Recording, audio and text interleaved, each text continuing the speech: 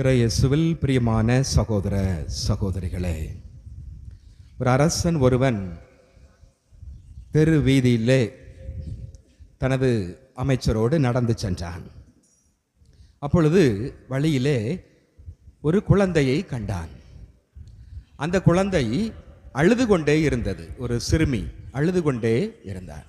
அப்போ அரசர் அந்த சிறுமியினுடைய அருகில் சென்று, குழந்தாய், ஏனம்மா அழுகிறாய்? ஐயா, எனது தாயோடு நான் வந்தேன். இப்பொழுது எனது தாயை நான் தொலைத்து விட்டேன். அவரை எனக்கு கண்டுபிடித்து கொடுங்கள். என் அம்மா இல்லாமல் என்னால் இருக்க முடியாது என்று அழத் தொடங்கியது அந்த குழந்தை. உடனே அரசர், சரி, நான் கண்டுபிடித்து கொடுக்கிறேன், நீ என்னோடு வா என்று அரண்மனைக்கு கூட்டிச் செல்கின்றார் அந்த குழந்தையை. அப்பொழுது நாடு முழுவதும் அறிவிப்பு விடப்படுகிறது. அந்த அரசன் அந்த குழந்தையிடம் கேட்கிறான், உங்க அம்மா எப்படி இருப்பாங்க அப்படின்னு சொல்லி அந்த குழந்தையிட்ட அடையாளத்தை கேட்கின்றார். அப்பொழுது அந்த குழந்தை சொன்னது, எங்க அம்மா மிகவும் அழகாக இருப்பாள், என் தாய் மிகவும் அழகாக இருப்பாள் என்று குழந்தை சொன்னது. உடனே அரசன் நாடு முழுவதும் அறிக்கை இடுகின்றான்.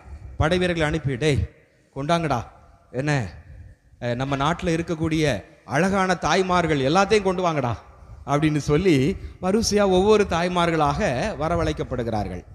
அப்போ அந்த குழந்தை பார்த்து விட்டு, இது எல்லாம் இல்லை அப்படின்னு சொல்லியது.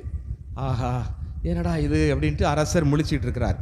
அந்த நேரத்தில் தள்ளாடி ஒரு மெல்லியான ஒரு தேகத்தோடு ஒரு அம்மா அரண்மனை வாயிலிலே நிற்கிறார். எல்லோரும் வெளியே போக சொல்லுகிறார்கள். அப்பொழுது அந்த குழந்தை அம்மா என்று ஓடி போய் அந்த தாயை கட்டி அணைத்துக் கொள்கிறார். அப்போ அரசருக்கு ஆச்சரியம், என்னடா இந்த குழந்தை என் அம்மா மிகவும் அழகாக இருப்பாள் என்று சொன்னாரே, ஆனால் இந்த தாயை பார்த்தா ரொம்ப நோஞ்சா மாதிரி, நோய் பிடிச்சவங்க மாதிரி, மெலிந்த மேனியராக இருக்கிறாங்களே அப்படின்னு சொல்லி அந்த குழந்தையிடம் கேட்டார். இவங்க தான் எங்கள் அம்மா, இவங்க எவ்வளோ அழகாக இருக்காங்க பாருங்க, எங்கள் நல்ல அம்மா அப்படின்னு சொல்லி முத்தமிட்டார்.